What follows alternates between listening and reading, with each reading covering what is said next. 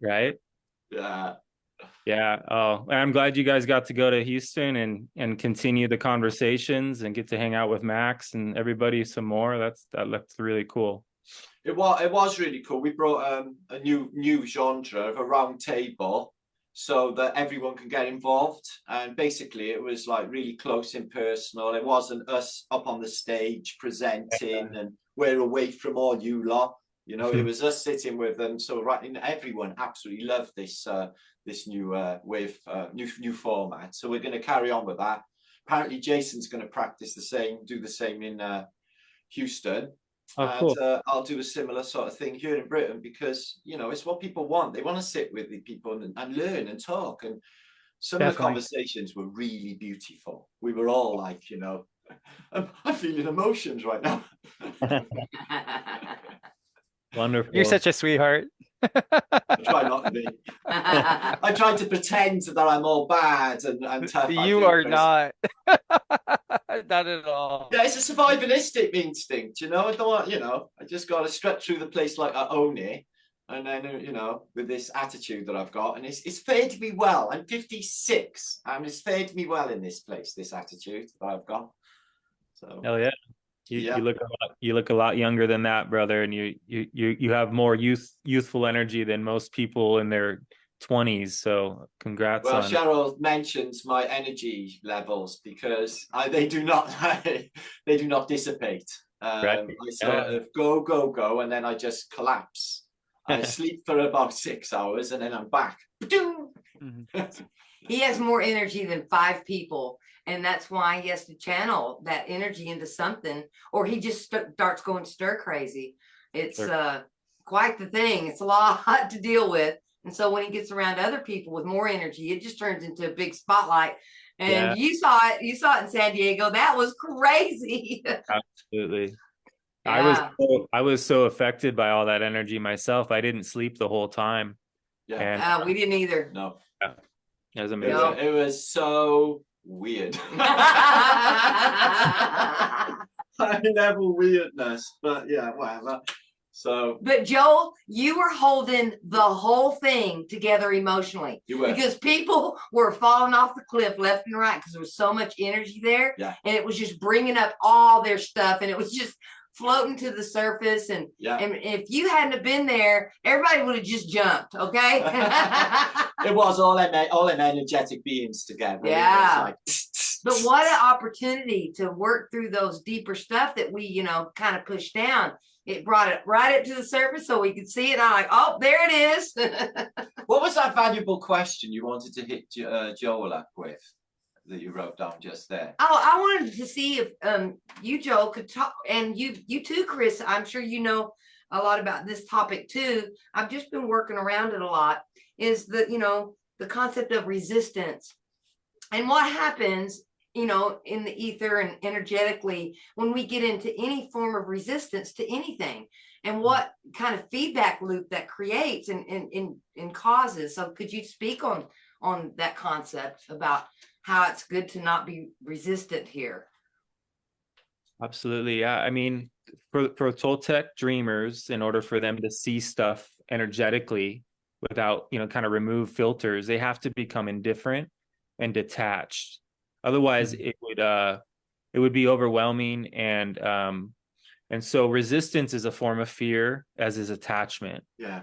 Right. And so we are going to play out our relationship with fear in this realm. And that's one of the, you know, for Toltecs, that's the first layer is fear, and then clarity, then power, and then old age. And those are the four natural kind of what they call enemies of man. And so we're all going to go through different layers of that stuff, but people that break through their fear have incredible clarity. But then even clarity can become a trap where they start to identify with it. So to actually move into dream power and become conscious in your dreams and do things in the realm of outside of the theater is where the real freedom starts to become accessible. And then even power is a trap, because if you start thinking that you have a gift or you're powerful, it starts to build this ego that could actually be more. No, Chris mentioned this before, the Jesus complex, and it is highly dangerous. People can slip into that. Yeah. So I've met indifferent, detached people who then get spun out later on And so it's not like we want to skip ahead here. We want to deal with our wounds and our shadow. And so if there's resistance, that's okay. That's because there's with aspect of your being that is attempting to communicate, hey, I haven't resolved this. And we usually avoid the areas that are most uncomfortable and where we have less experience because we just feel more vulnerable there. And so vulnerability ends up being an incredible thing to be able, especially for men, to be able to show up with their emotion, to be able to be willing to feel their feelings instead of trying to override them. And so like what Jason Bashir says, what you resist persists. It's a dynamic that plays out that we see in everyone's life on some level. So So there's go ahead.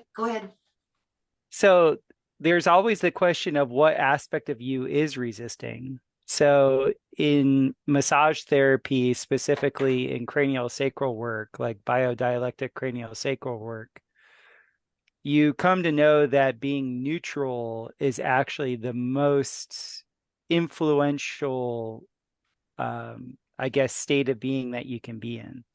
Because whatever you truly look at, without resistance, without a pro, which is positive, and without a con, which is what you're saying is negative, without the pro and the con, when you can just be neutral with anything, you obliterate it.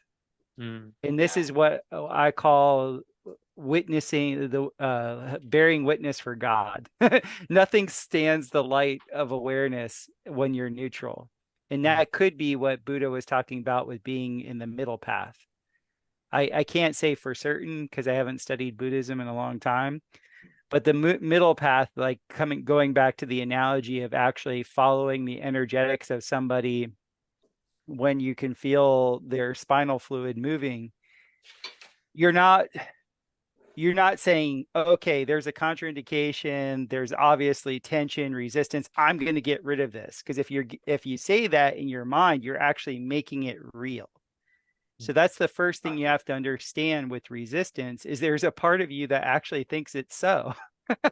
Thinks there's a spoon. Yeah. And that part of it, you don't understand how strong placebo is, especially on the spiritual level. Like placebo, like this whole thing has a lot of placebo going on. So you just go ahead and witness the experience and witness the witnesser. And in the witnessing of the witnesser and just being with it, I've never seen anything survive that. Because you got to understand, a lot of us don't understand our motives. So like when we resist something, the motive is to get rid of it. Yeah. And so once you start to understand your internal motives of why you're for something or why you're against something, you're one layer a little bit deeper. And then you get to the point of like, okay, that which is pro or con something is actually still in front of me. That isn't me. That's a conditioned tendency that wants something to be either here or there or whatever. And then you get to the witnesser, which is the fourth wall, and then it all gets obliterated. None of it survives. It's like taking the stance of where you're just accepting what is. You're not judging it good or bad. You're just looking at it as it just is. It's not really good or bad. And once you accept what is, then you no longer have a problem there, because you're in acceptance of what the thing is, and you're not pushing against it, trying to make it go away, right?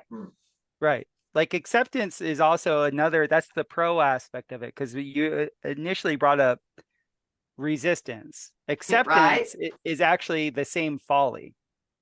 In resistance and acceptance, in either case, you think it's real. Okay. Could you go deeper into that a little bit? So here's the thing. So check it out. So I don't know at what level of like, have you ever tried to sun gaze before? Oh, we did it recently, and we did it in New Mexico, and Cheryl said, keep on watching. And I wanted to look away, but I'd never seen it before, Chris. It was a life-changing moment. Yes. It just went whoosh, yes, and lit up. And I was like, oh, she said, you've seen it. I was like, yeah, I goose pimples. It was amazing. You got to keep staring at it for longer than, Never 10 seen seconds. anything like that in my life. So, oh yeah, I know that. So like, I'm just using this as an example, but you can do this with anything. So you're looking at the sun, half of what you're experiencing, if not more, are all the ideas you've been told about it. Right.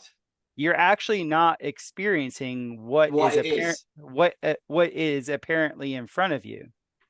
You're actually having to move through the idea and then the causal realm to even get to the present experience. Because whether you know it or not, your awareness can only be aware of one thing at a time. So every little thought you're having, every little program tendency that you've had, every little danger that you've had, don't look at the sun, you're actually experiencing all those on the micro, on the nano level. And you're just getting like these snippet flashes of something that you call the sun. So once the mind actually settles down and you get past all the bullshit programming, then you actually get to experience something, quote unquote, in the physical realm. Now you could be said to having a direct experience. Once you start to have a direct experience, all that stuff that you were thinking of, all the conditioned tendencies are irrelevant. Gone. None of them exist. And then you'll see what you're actually witnessing changes also. And that's why on the Oracle of Delphi, there's two things. It says, know thyself. And the second thing it says is certainty is the road to ruin. Yeah. And what that is you're like, oh, that is this. The second you say that, first, you're making it real. And second, you're certain. So you're fucked. I'm sorry, I don't know if you're. No, but it's bang on. It is. Yeah. Just making it real. Just the exclamation of it. It is making it real. So the key to life is you'll never step in the same part of the stream twice, ever. You can never go home. Nothing is ever the same. The only thing that we know for certain is that change is a constant. Yes. So if you know that change is a constant, how you perceived changes, what you're perceiving changes. It's all changing. Let go. Just let go and watch.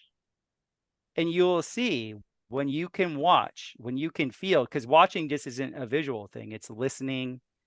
It's feeling the body. It's all these things. There's these multi dimensions to every single experience. Then you're going to come into this like, oh, nothing survives. It wasn't real to begin with. Even if I experience it tomorrow, it's not the same. You're not the same. It's not the same. It's nothing like the timing's not the same. And timing is everything.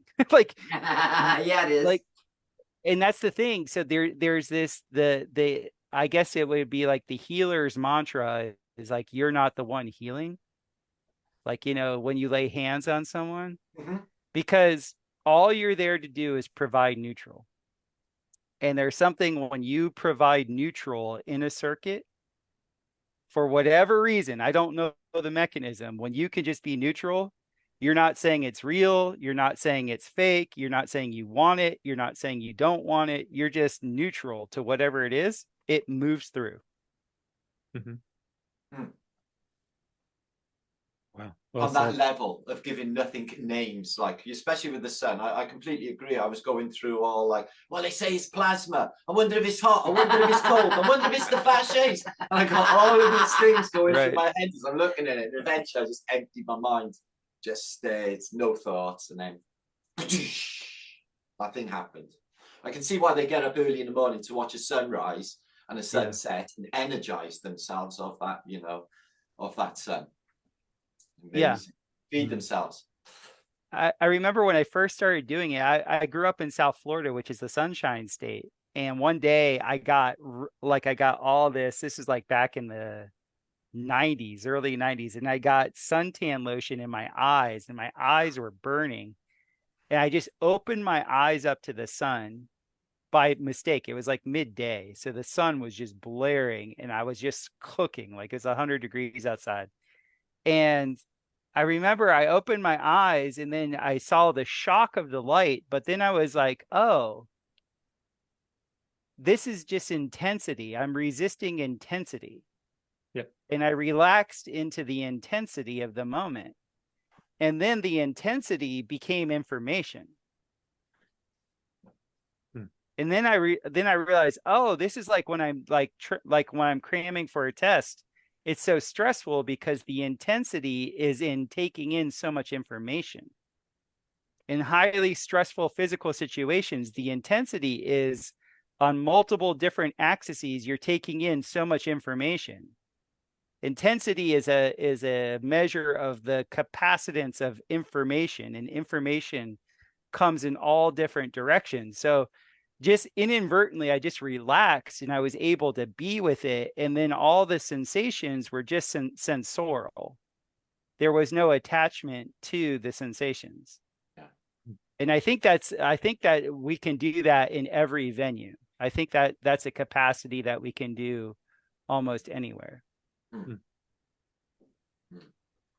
I noticed when I stare at the sun, I noticed that there is information and it's direct download. Yes. It's like plugging into some kind of socket, and you know, things that I would be working around, working through, or whatever. I just get the information I need. And it was just like, well, just plug in and get the data. I had that dream last night. And then you had the dream last night. But people were going round plugging all the trees in to electrical sockets. There was wires in the trees, and I was going, right, so the trees are electric, right? But we have been talking about orgone energy the whole night before, so I think it was an extension of that, you know, and the fasciae, you know, because the sun being a fasciae, and how the sun may be this, you know, mechanism. I got a TENS device, you know, she's turned me on to sort my fascia out, because I've been in like proper pain for years, and I am like 20%, you know, it's about 80% gone. I am literally healed from this electrical unit. Yeah. And we've just like, it's just coincidental how many things associated with the fascia. The eye, this is like, it's rods, it's, you know, it's got the, you know, the optical nerve at the back. It's very similar to the structure of it. So, you know, I'm just wondering if, you know, with the human body, if all of this is actually microcosm, macrocosm connected, you know? So that it's all fasciae, you know, the sun we look at is a fasciae. Our eyes is fasciae, looking at a fasciae. You know, the information could just transfer through the frequency of it. You know? Could the battery be running out like we suggested before? You know, because, you know, the light is not yellow anymore. It's in saving mode, and it's LED. And a bit like this thing here. Yeah, the white light. Yeah. And that looks like a fascia. He's looking down it as well. Yeah. Coincidentally. Yeah. But, you know, we're just juggling with if this is a projected reality, you know, a holographic reality. You know, we watched Matrix last night. We did. Again, you know that bit where they removed the bug from his stomach, through his belly button? Did you notice that when they chucked the bug away, that you can, if you look really closely, there's code in the rain? She noticed it. Wow. I didn't see that. Yeah, binary in the rain. When you get down to it, I think that's going on. Yeah, I mean, sun gazing will take things to the next level, and you can always get more and more. Your breath work can get even more empty and clear, and knowledge is a whole realm. Like silent knowledge for Toltecs is actually existing without thought, and you move into a place of power, and that's how you move into other layers of the onion. And the sun, if you can spend enough time with it, for me, it's I use it off the reflection off of large bodies of water. And so and that's proof of the flat plane that we live on, is that the sun is a bead of light is coming across the entire system, right? And so you align with that, and you're lined up, and you've let everything else go, and all you are doing is placing your awareness inside the sunlight that is the reflection on the water. And then the reflection of the water is like a mirror. And so it's for sorcerers, that's how you do gazing, is you unlock and use mirrors to enter into aspects of your being that would typically not be available. So the combination of these types of gazing, and you could do it with fog gazing is really powerful. It's actually quite dangerous because you'll think you're in another world and you'll go to step off the cliff or whatever, because you start to see things that are there, and yet to others observing you, they would not be there. And when you could walk on that bridge of fog if you fully were committed and believed in it. But if somebody were to pull you out of that, or hey, what are you doing? You would might panic, and then the bridge of fog would no longer be there. And so this idea of walking on water, or all these things that are supposedly so Messiah based, it's all these shamans have been doing this stuff forever. They've been doing all kinds of incredible things. And they, they'll build 2 sweat lodges. They go on one sweat lodge and then they come out the other one. They transfer their body from one lodge to the other. And as long as if there's some scientists there trying to and measure how people are pulling it off, then none of that would happen. It can only happen in an environment in which the placebo effect is possible for all parties involved. Yeah. And so the more and more of us that give ourselves permission to experience the non-ordinary nature of reality, the more we will integrate the unknown and have access to these natural adventures that were available to us at one point before the mass hypnosis kind of took over. And that's what we're doing. We're reclaiming our ability to be magical beings in a magical realm. And, Carlos Castaneda would talk to the sun for hours and hours every day. And he would just sit there and you'd hear him mumbling, because he was actually having conversations with this very powerful being. And then he was being told things, and he was preparing himself for his death. Because for shamans, your death is not normal. It's not just like, oh, it's over. It's like entering into a completely different, a different relationship with the earth, and with the sun. So there's just so much potential for all of these little discoveries. They eventually get they become platforms for travel.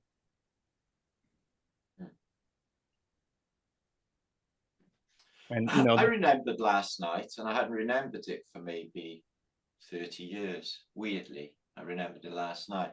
But I remember being in my bedroom as a child, and I remember leaping off the walls. Now, I'm not talking about seeing myself laying in my bed, like a near-death experience. I'm not talking about that at all. I'm talking about when I was trying to get good at flying. So I would start with bouncing off my walls. Then I would start with sitting on my roof of my house. And then swinging around the lampposts in my street. And I didn't get very accomplished, but that's where I started. And I remembered that last night. And I haven't remembered that for years, that springing off the walls thing that I did when I was a kid.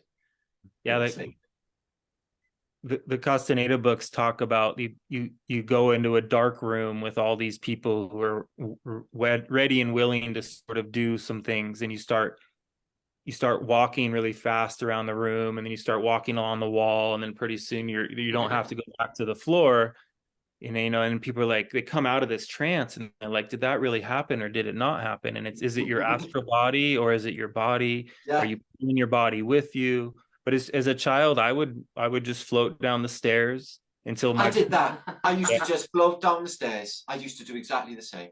Yeah. But your parents say, hey, that's dangerous. Don't do that, and or stop yelling, stop celebrating life, stop expressing yourself. And that's where our imagination got quelched, right? And it's like a real revolution to reclaim your creativity and your imagination. So if we could go back and remember our memories from 0 to 3 years old, there's like a plethora of that will allow us to remember what it was like to have the fluidity of perception and a constantly reassembling reality. That world was fantastic, Joel. And I remember the moment it stopped. I was about 6, 7 years old. And funny enough, somebody else said that they were the same age when it happened to them. Totally. And I woke up one morning and that Alice in Wonderland world gone.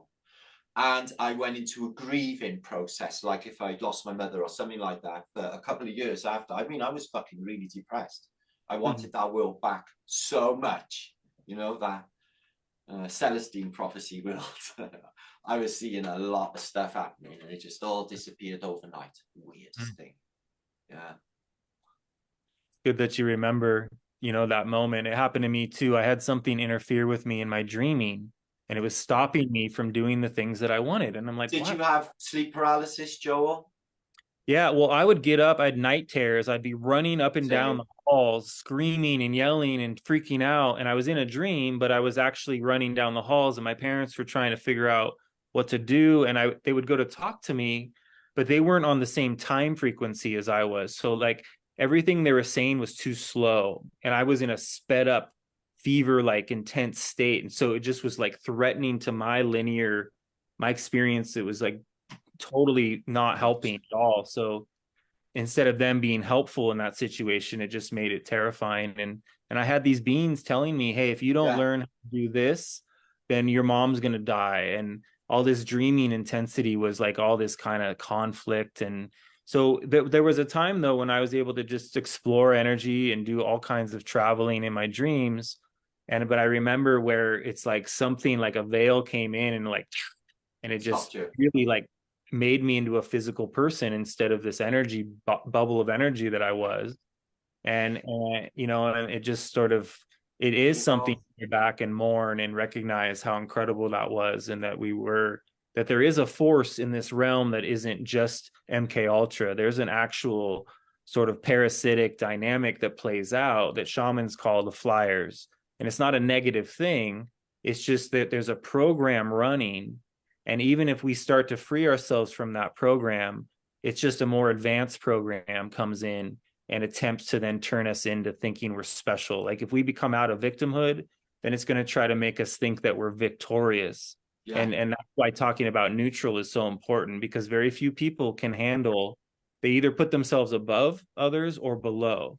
So if you're someone that puts people on a pedestal, or you worship a god, or you're caught in handing your power over to someone, you know, that's a victimhood consciousness. And then if you come out of that and you're like, oh, well, I did the work, why can't they? You know, then you become this person that is now projecting your own ego wound onto others in a different way. And it's all just unconscious shadow work. And that's why, you know, that's what I do with my clients, is we work on those undealt with aspects of our being and getting clear about what's keeping us from that neutrality. Huh. You know, with this sleep paralysis that I was suffering with, it all came to an end overnight. Wow. Where I woke up in the morning and my legs didn't work anymore. They took me into hospital. I spent a year in a wheelchair after this last sleep paralysis that I had, the worst one. Because I trained myself. I used to be on fire and feel the fucking pain. Yeah. And I trained myself to slap myself awake or bang my head on the wall to bring myself back around so I could stop the pain, because I was feeling it all. And then, as far as I'm concerned, there was shit in the room. There was critters in the fucking room. Okay, whatever they were, I do not know. Entities. And then I wake up a year later, and the doctors said there was no medical reason for it. It was caused, a mental block caused through hyperactivity. Whoa. That's what they said. And I thought at the time, even as a kid, you're all in on it together. That's what I was thinking as a kid. Wow. Even then, I was thinking that. I was thinking you're all in on it. I think that more psychic children, more intuitive children, you know, that have these abilities already, and they're really strong.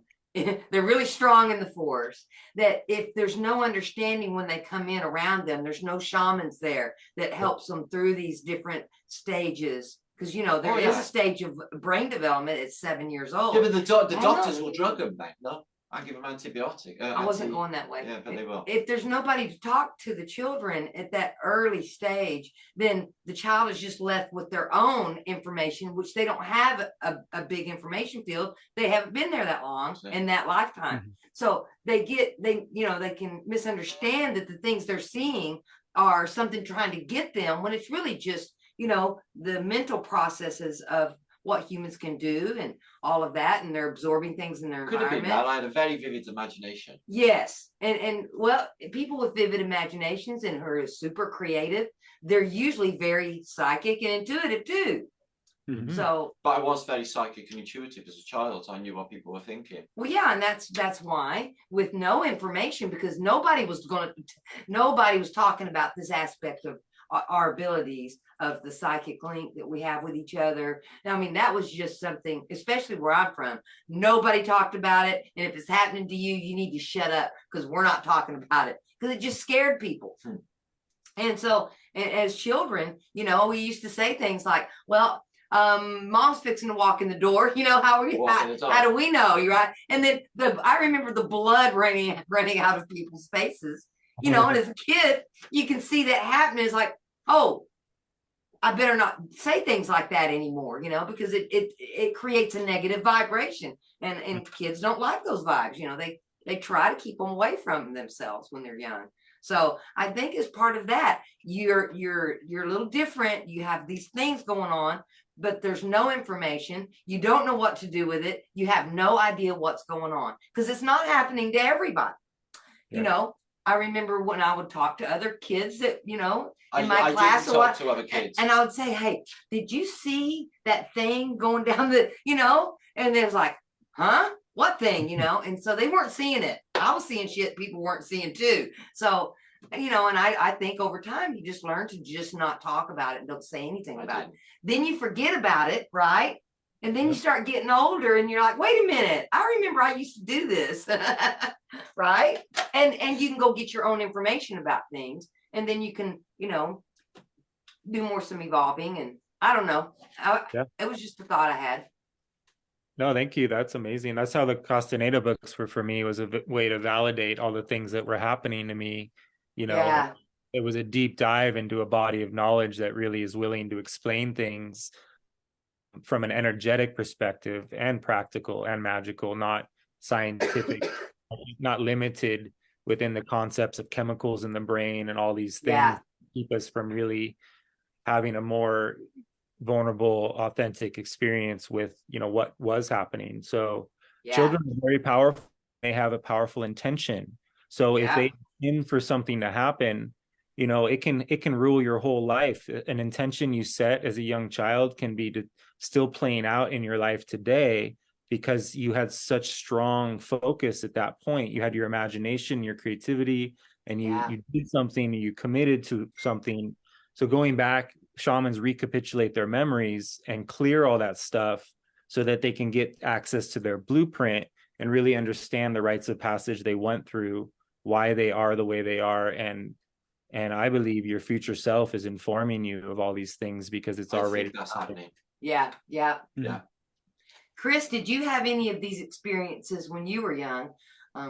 I found talking to you and sensing how you are, you're very intuitive too. Did you have some of these experiences when you were young too? Yeah, a little bit different though. I was very sick, and I think I was extremely sick because my parents weren't getting along well.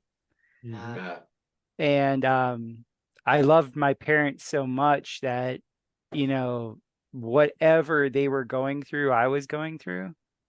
And then as I got sicker and sicker and sicker, things for them got worse and worse and worse. And my body flatlined for 5 minutes when I was 4.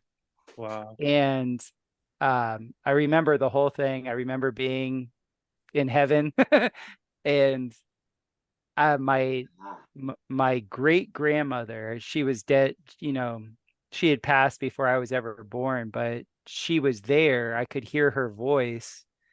And she's like, Christopher, it's time for you to go back. And I was like, no. Because my consciousness was that of a 4-year-old. You know, I didn't have, like, you know, a lot of people talk about past lives and stuff like that, but my consciousness, I was just little me. I wasn't any like great soul or anything. And it just felt so good not to be in pain. Because I had memories starting in the crib, like being in a crib and like wanting to get out of the crib, like shaking the bars of the crib. My mom tells the story of how I disassembled the crib. I figured out how to unscrew the crib and take it apart. And it's a funny family story, but like I wasn't in good health and I was always in pain, and it was such a relief not to be in pain. Yeah. And then I didn't want to come back, and she's like, no, it's your time. And I was resistant to coming back, and then she let me hear my mom cry. Mm. And then the second I Wow. heard my mom crying, I dropped back into my body. Wow. Yeah. And I for a year or so, they had like, I had to do like a mono fruit diet to get my gut right, because Mm. apparently what happened to me, I had such bad gut dysbiosis. They didn't have that term in 1980, but now I know what it was. I was so permeable, to get to your point.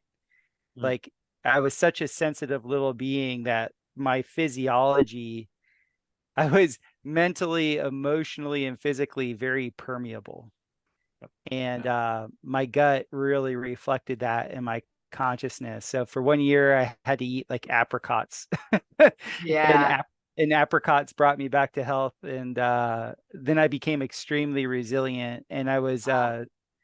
I was super artistic, like anything with art, any competition with art, I would win. My sister, she's paid for her art. Like, I'm paid for my art. Actually, I have to say that, like, to this day, like when I design a building and build it, like, that's art to me. Yeah, of course. Yeah. Yeah. I always tell my clients, I'm like, I'm not a builder. I'm an artist pretending to be a builder. Mhm. Use my artwork. Yeah, so that whole thing, like, I think is very true. Like, I could see in my mind's eye whatever I wanted to see. And then also my parents were very open to all the extracurricular things of life when I was growing up. My dad could see spirits, and he taught me how to see spirits. My mother could see auras, and she ended up turning that off because she was an RN, and that really scared her, because she would get emotionally attached to people, and then she would know that they were going to die, and they would die. So my parents, both of them, had extra, Abilities. yeah, extra abilities in my entire life. Like, they literally never put a limitation on that with me.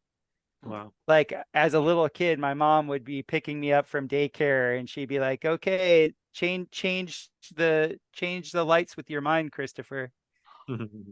Oh, wow. Yeah. It was cool when I listened to No. how other people grew up. Like, my dad, like, Yeah. I remember I was scared to tell my father about the ghosts that I was seeing in our house. And he kind of, when you're, 6, 7 years old, you think you can hide things from your parents, and you're not hiding anything. You can't. And so I was being kind of coy with my dad, and he's like, have you seen the old man and his daughter? And I was like, yes. Like, I was so excited because I wasn't alone in the experience. Wow. And I'm like, yeah, and I think they're moving my shoes. And that's a really crazy thing to say. Like, either like, wait a minute here, like, this is like out of Poltergeist or something. And my dad was flat out just like, he's like, yeah, when they know that they're there, they like to play sometimes. Yeah. And he's like, they're not he's like, he was specific. He's like, these two, you have nothing to worry about with. Yeah. Fair enough. Like, he wasn't like all spirits. He was just like, these two are fine. And later, when we were in high school, when I was in high school and I was in a different house, there was actually a Native American Seminole spirit that would come through our property, and that was a no bueno spirit. Okay. Like, that spirit, that was a totally different experience. That guy was like, he was probably, my memory of him, it was like he had more of like the chief garb. Like, he might have been a shaman, because at that time of my life, I didn't know what shaman even meant. But he was definitely somebody that was aware of different dimensions, and he would come through our property. Our property was on his trail, and he was aware that we were aware of him. And my dad put like heavy protection on the house with that dude. Like he was just like, nope, you're not allowed here. This is not your Like what? Thick salt across the door. no. My dad was like, I have to say, he had a level of spatial awareness that was incredible. He's like, he would say, like, when you're dealing with them, sometimes you have to tell them that it's not their time. Yeah, because time is a vector. Do they even know that they're dead? You know, because some do. Like there's so many variations with all this stuff.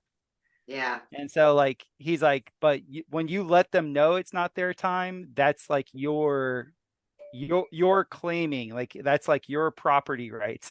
This is my time. This is my place. Yeah. Wrong time for you. Yeah, because the physical ka, like your physical body carries a ton of power in it. Yeah.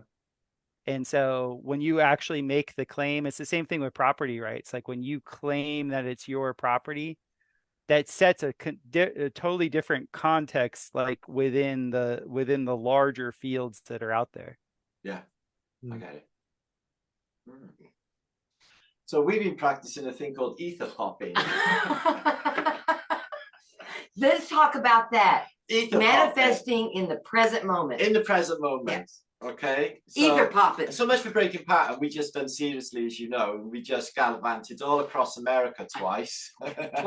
Twice and back again. But the whole time we were practicing, we are absolutely fine. Everything's going to work out all right. We have everything we need. And we just go with it. And we did. And everything just was okay. It was fantastic, in fact. But all on a whim. And all with just that.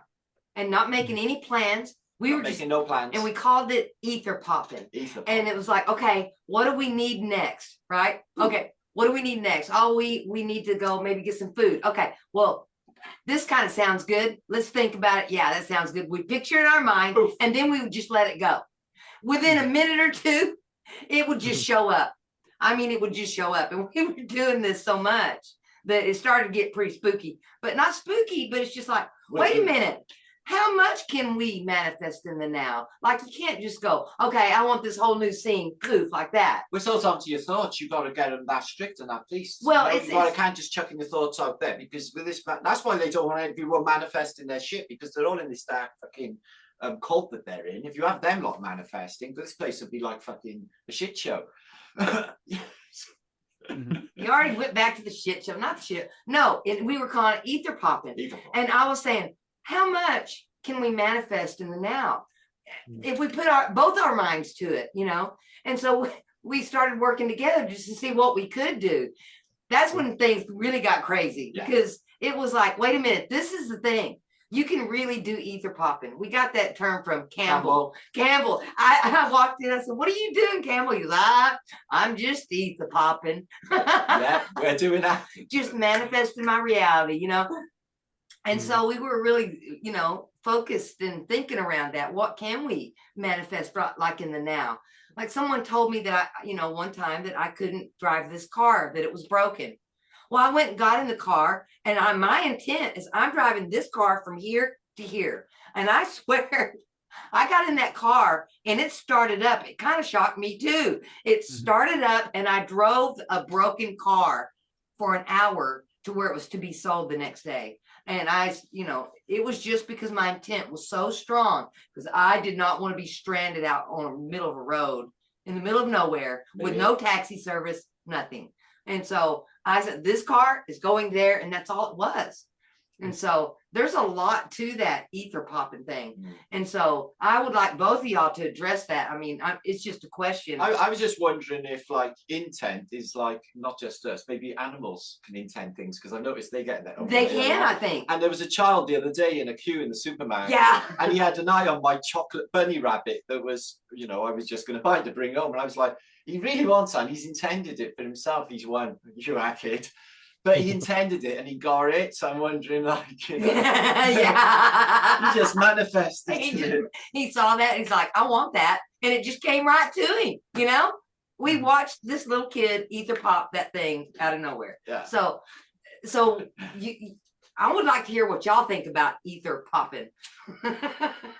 We know Joel. Joel, look at Joel. he's Joel's laughing. magical being. Yeah. Well, you know, for Toltecs, the word intent is everything. They say there is no God, there's only intent, and there is no good or bad. There's just intent. Yeah. And when you are able to be like a hollow bone, you know, and you're not attached to outcome, then yeah, you can intend anything and everything. It's very placebo based because we only allow ourselves, we keep limitations within even these concepts, and so we're titrating in and out of what's possible and what isn't possible. In Right. reality, everything is possible. We are the magicians. We are the creator force seeking to know itself more.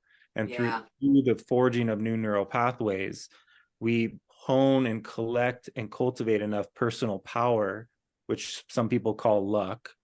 But it's really, you know, it's power. It's your capacity to wield or forge your own reality tunnel and insulate yourself from the projections of not being possible that we receive from those that are still caught in the story of fear, and how much we let that filter into our reality.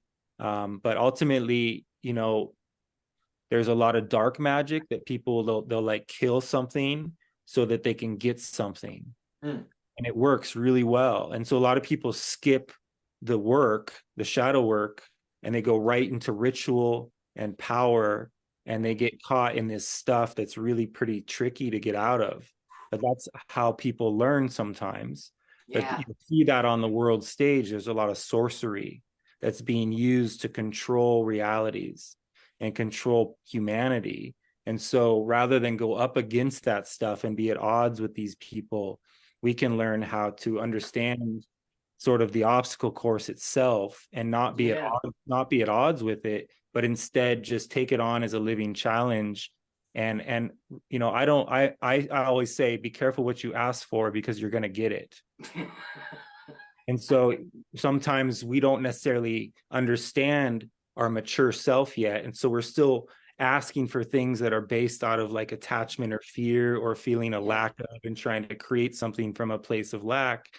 So ultimately, there's this type of trust, a relationship with guidance. I believe that there is a guidance system that's very powerful and beautiful and will continue to show you whether you're on a path of heart or not.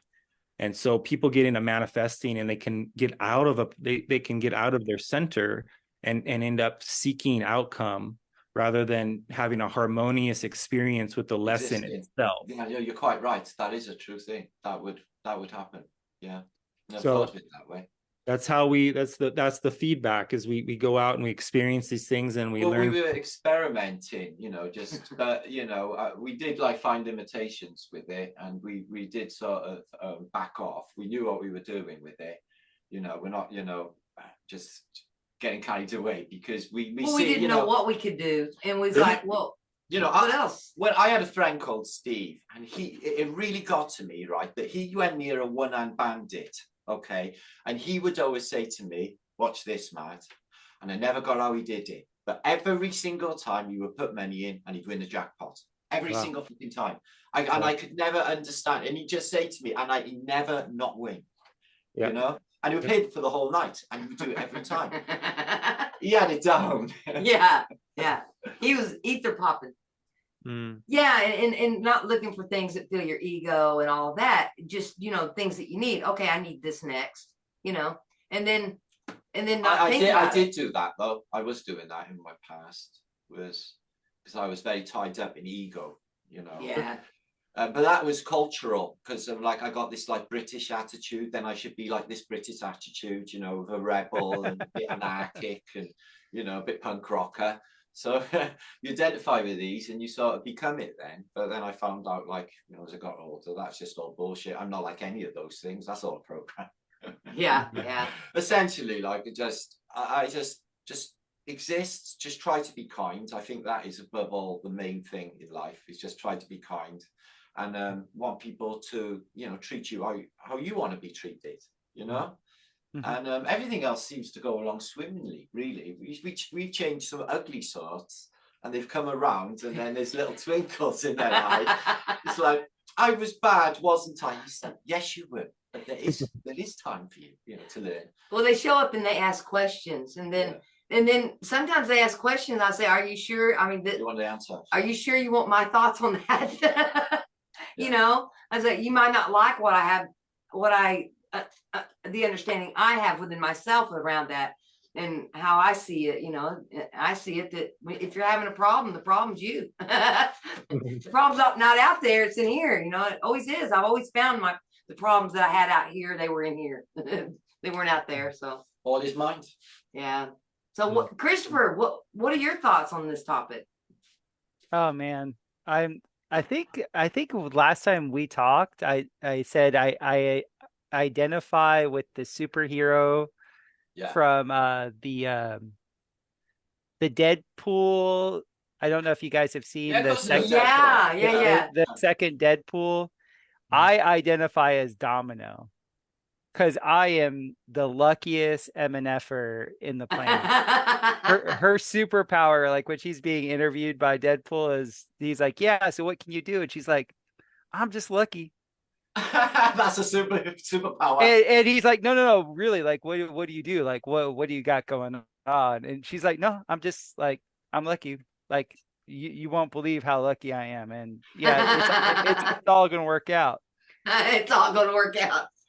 I'm Domino. Like literally, everything just flows and works out. Like it's a really cool thing. I read a book called Vagabonding. Have you guys ever read Vagabonding? No.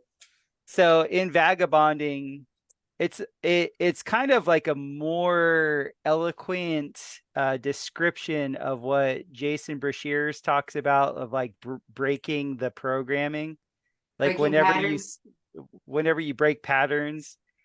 What in the book Vagabonding, he said that essentially you want to be an irrational flaneur, meaning you're led by your nose, and so you just go. You need the action. You use your body as the activator, and you just go. And wherever you go, you allow your senses to lead you. Yeah.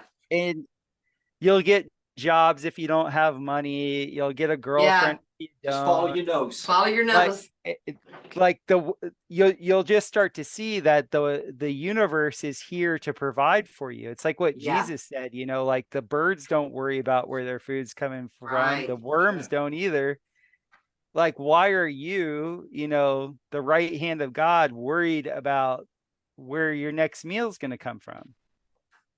Because it's looked after. Because it's a scarcity model. There's not enough. And it's a complete lie. It is a complete lie. Yeah. And so that's why I feel so lucky, is because like for close to 20 years, I've been living on that model of being like, hey, if it works, it works. If it doesn't, it doesn't. I'm just going to go for it. I'm actually extremely self-centered, and I'm okay with it. Like, I'm just like, no, I know, like, because I have enough self-awareness to understand that I'm not supplying the desires in my mind. So if I know that the desires are actually coming from the greater whole, why would I actually have any problem with what it is that I'm desiring on a very private level? And so I've cultivated no resistance to that. And so I really just allow that, today I want to do this. You know, now I keep my appointments because I have an internal desire to be on time. I really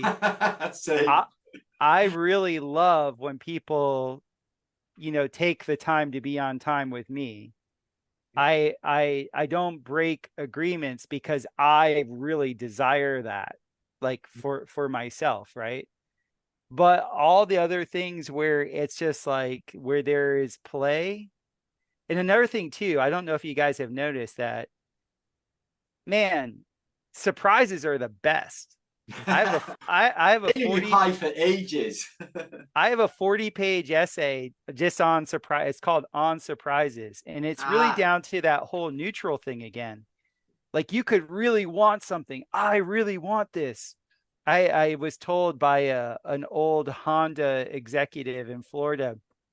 He's like, you were the top salesman of the Honda S2000 in 2000 in Florida. And I'm like, I didn't even work for Honda. He goes, I know, but how many of your friends bought the Honda S2000? I said, 4. He's like, yeah, you would have been the top S2000 salesman in Florida. All I did was I told my friends, I'm like, hey, there's this new car coming out. It's a S2000. It's rear wheel drive and it's stick shift. And I was all about it. Right. Yeah. 4 of my friends just bought it. So I got to drive it and I never had to own it. That's been my life. Is just like, I get super excited. That's why I name my my podcast Bio Charisma, is because I'm a charismatic person, and all charisma I think is you're just okay with what you get excited about. Yeah. Like I have no problems getting excited about Honda S2000. I think it's me. Yeah. Whatever Right? floats your boat. Yeah. So like but it's like that with domes or with whatever. It's just like, wow, that's freaking cool. And then out of nowhere, it just shows up. It appears. And it's just like, I didn't have to go work a corporate job to make the 40 grand, or I didn't have to go into debt to buy it. And so I feel like Domino in the Deadpool. Like it's just We're gonna like, be watching that. Yeah. oh dude, the second one is, so the first one's a better movie, but the second one is worth watching just to see that superhero Domino. Oh, She's we're so gonna have to check badass. out Domino. Her fro is like this huge, and she's just so chill. Everything she does is so cool. And I love everyone's it. like, wow, that was fucking lucky. It's like, is that lucky? And the entire time she's so apathetic about it, and she's like, yeah, this is par for the course. Like the things that happen to her, the things that she gets through, she's like, yeah, of course. I'm not It's lucky. awesome. I'm gonna watch that. Domino. The vagabond thing is huge. Like I put on a backpack and walked without money, and I just started hitchhiking. Yeah. And the things that happen when you put yourself in situations where, like this, like there's a TV show in the 70s called Kung Fu with Kwai Chang Caine. Yeah. Yeah.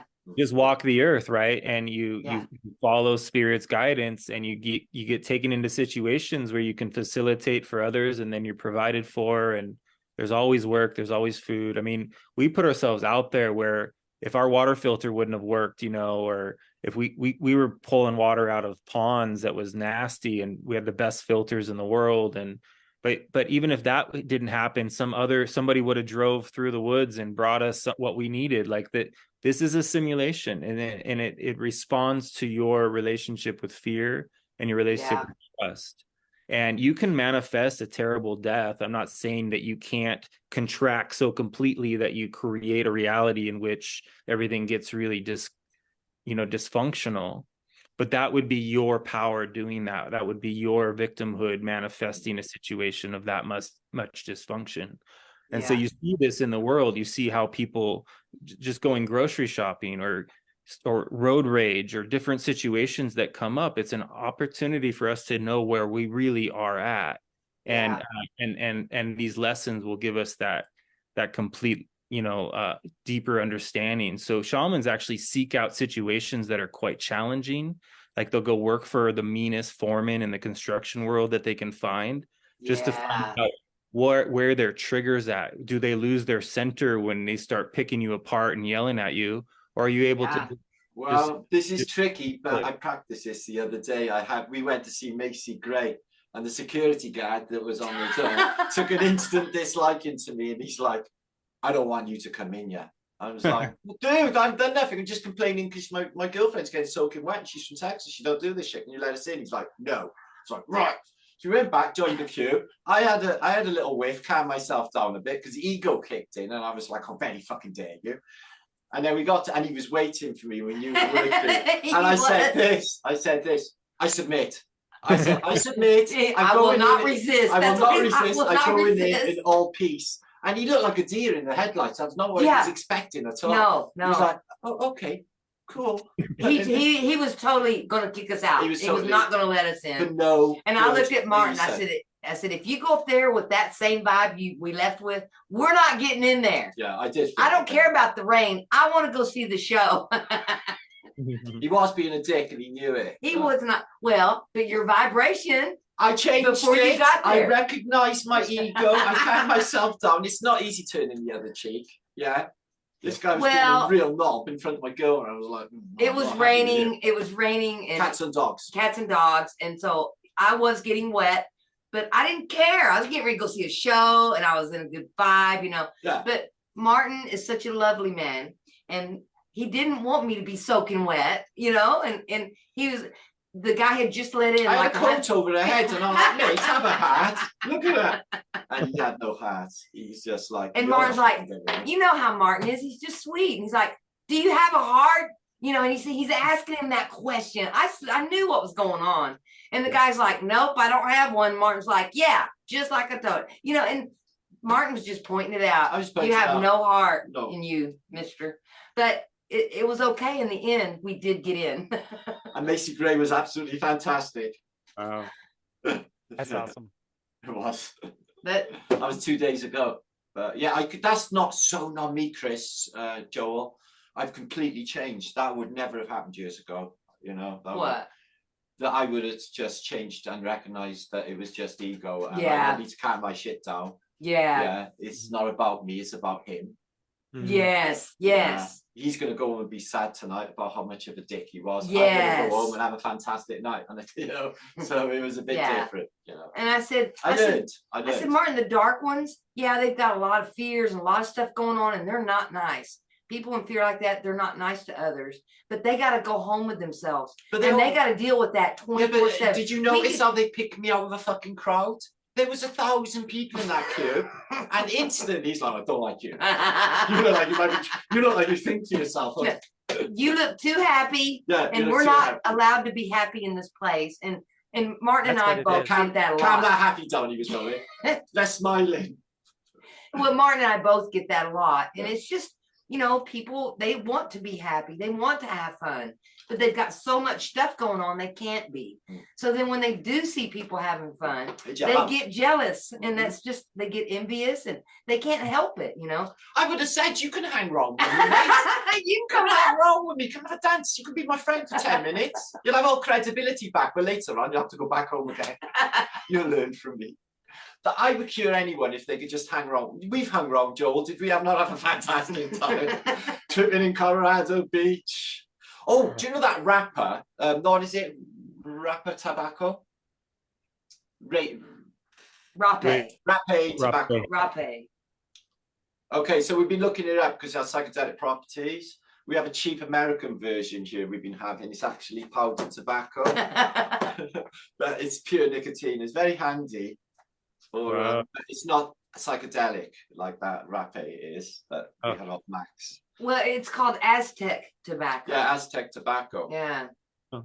So tobacco's a powerful power plant. You know, it's that's why in pipe ceremony it was used for very specific reasons. It's very psychedelic, especially like if you were to take like an American Spirit and just literally just go.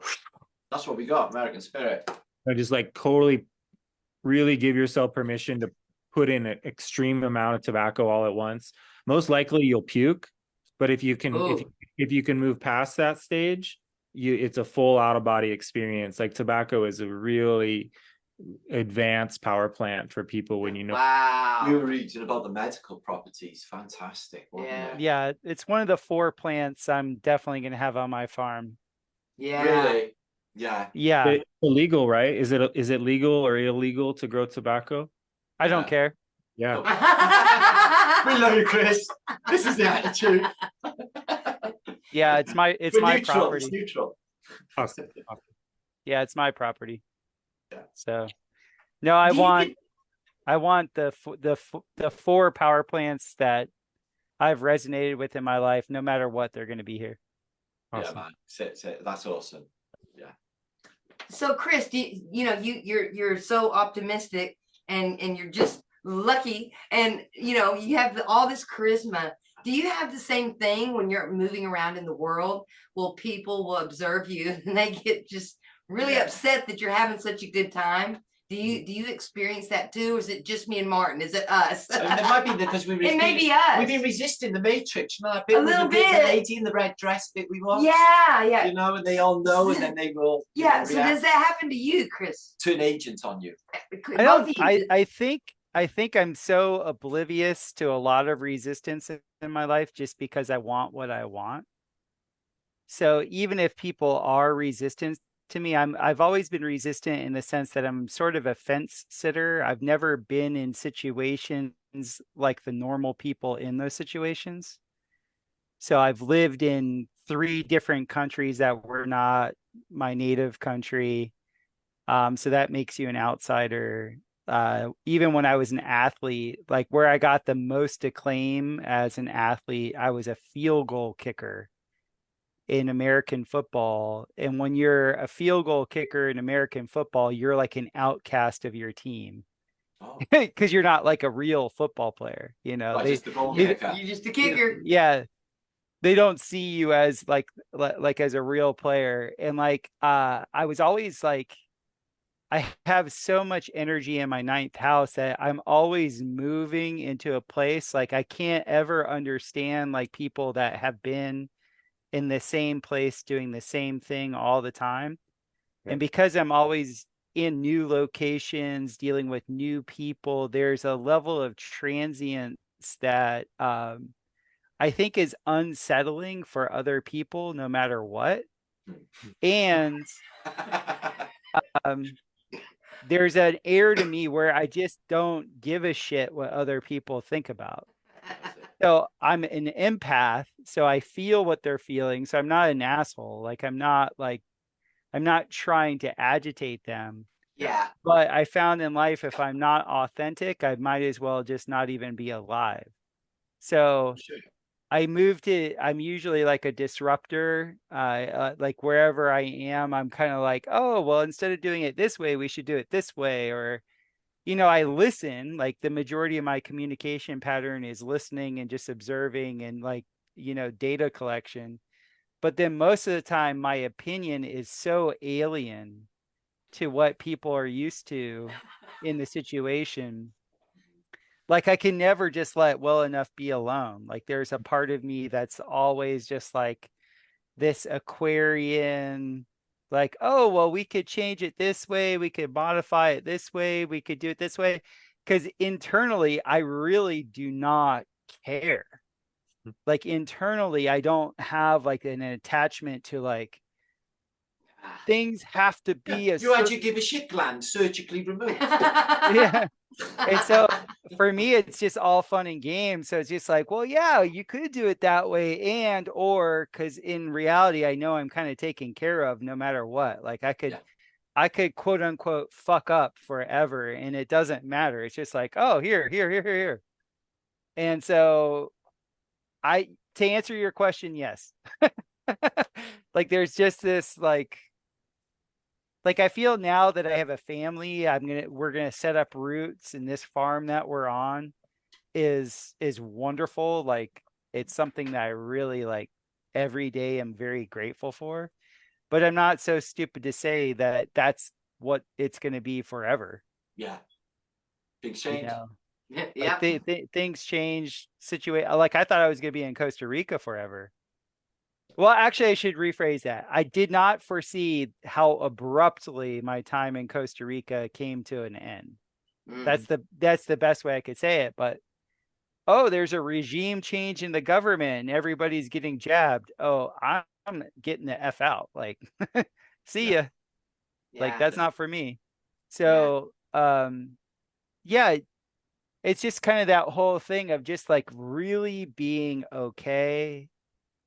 Understanding that surprises are the best things in life. So like when you know that surprises are the best things in life, you kind of let go of the reins a little bit.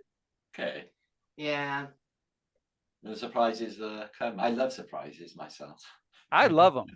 And haven't you noticed, like with your loved ones, check this out. What do loved ones, like when you really love someone, you're always trying to surprise them. You're always trying to do something just a little bit out of the ordinary, something that is a little bit unexpected, because there's more impact when they receive it. Dude, that's what your angels are doing for you all the time, man. Absolutely. Oh, wow. Your allies, you have like a gang of allies in the unseen realm that are just like, oh, if I give Martin this little picture of the fascies, or if I just put him over here, he's gonna find his woman. If I just do this, if I just do that, if I do this, and it's always happening. Yeah. Like I made this joke the other day on another show. I was just like, I think our life is the opposite of the movie Final Destination.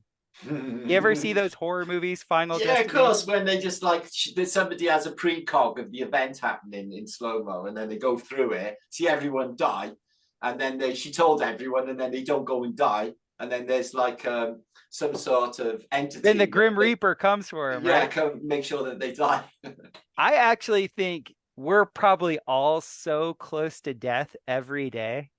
Like, I think there's like millions of things that are like, we survive and we're just unaware, because we have this whole gang of like assistants that's just like, moving this. Yeah.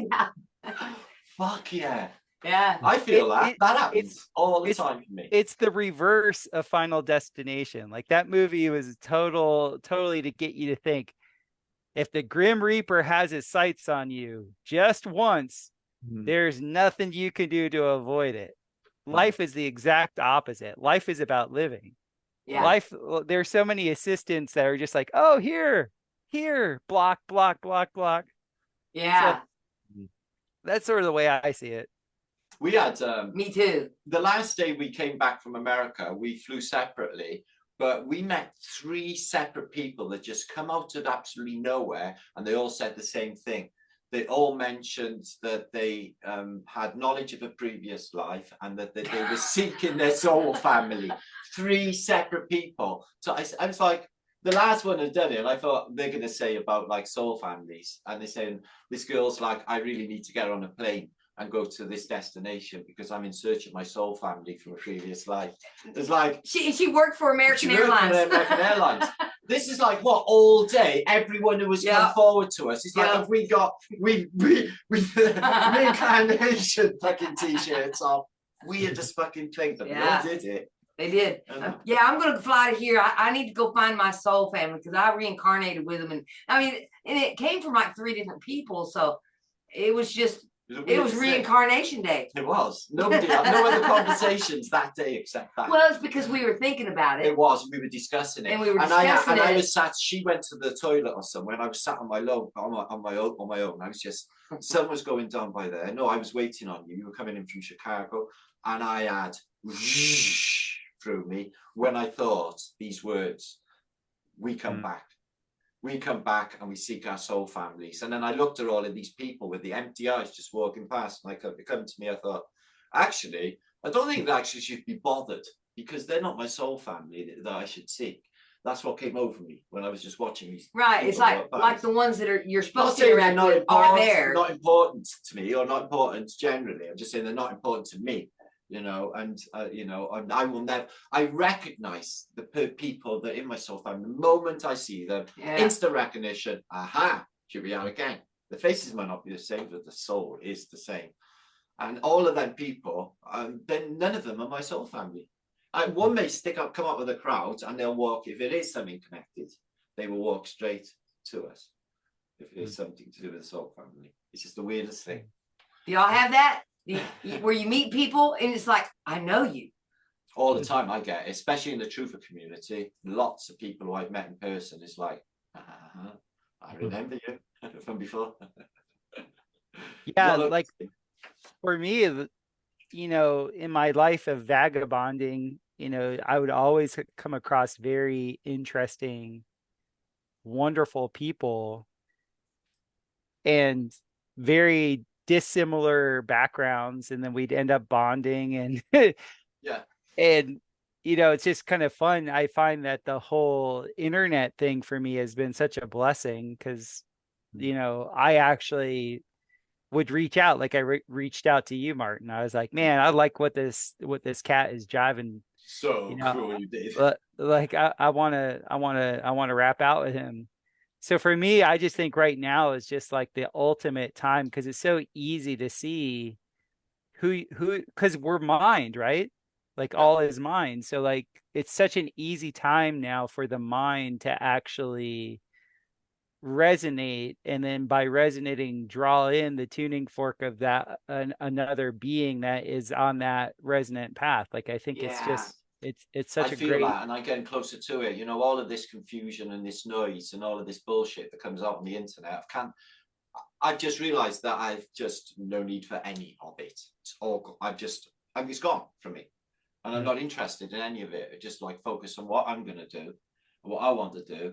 And reaching out, you know, and having things like this, little round table discussions, because out of this discussion, you know, here's 4 people right here, you know, talking about our experiences that other people may have, and they're going, oh, it's not just me. I've experienced that too, you know, and so getting the information out, you know, in other ways and in a positive way, I think is really helpful. So the internet is not all bad. I agree with you, Chris. It's a great thing that we can do. I think it saved me on a philosophical level when I was down in Costa Rica, because so many people down there were like in their own little bubble of focus, and I had no one to really like vibe with. And then that's when I created my podcast, and I was just like, I have to have some philosophy in my life. Like I have to be able to rap with these cats, and it was so easy. It was so easy to do. Yeah. And I was just like, you know, you're charismatic, so well, it's going to be easy for you. But for Mr. Charisma, it was really easy. It's like other people like send me links for they want to get like popular on YouTube, and I watch their videos and politely like you, well, I'll share you. You're going to have to do the rest of the work, because they just it's the way that they perceive themselves and their lack of confidence, and they haven't got that charisma. You can just see it, and it's going to be a struggle, because you've got, you know, that's what people want to see. They want to see somebody that rocks and gain interest, you know.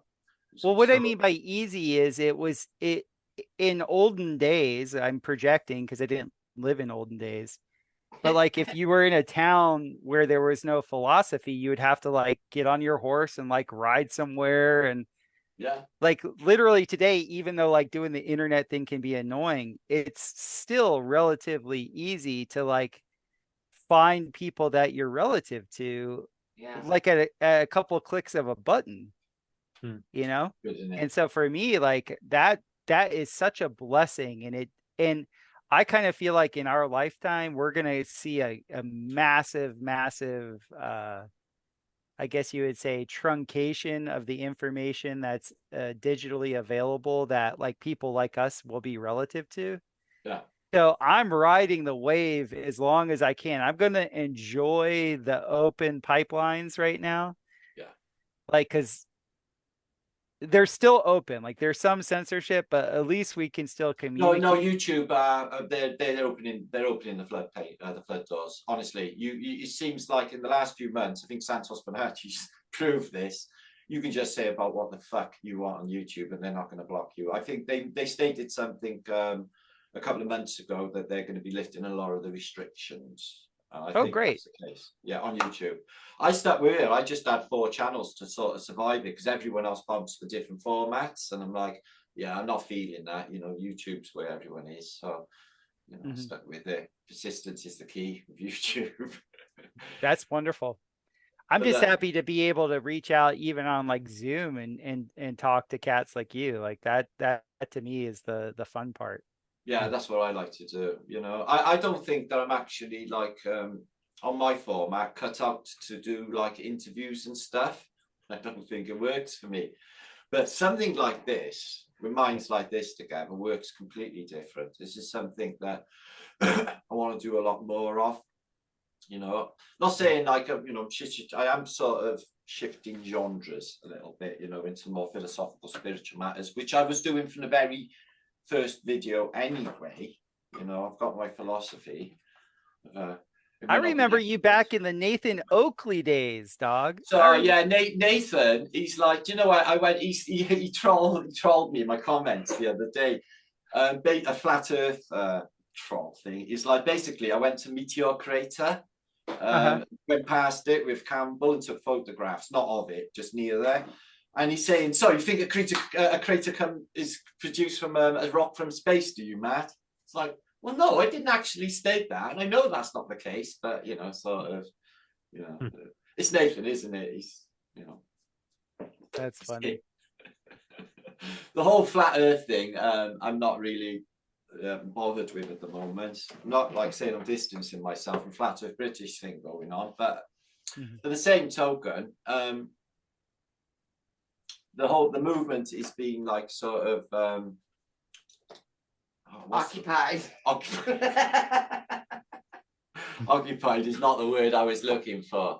But yeah, it is fucked with seriously, and there's a lot of good people involved in that movement that are just being fucked over, and it's not good.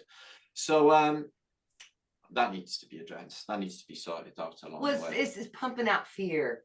It's all fucking fear. That's the fucking thing. Well, and opposition. It's like instantly, like, you know, first of all, NASA bring out flat Earth and Disney, and then it creates an opposition. Then, so it's like flat Earth versus globe person, and then there's like years of a dialectic running, and it just goes on with the debate for years on years on years. One can't prove one can't prove the other. Although, if they put their money together and then done a GoFundMe for some balloons or some laser tests or something, they might actually prove one way or another, but they won't fucking do anything. No, what they'll prove is that it might be a hologram.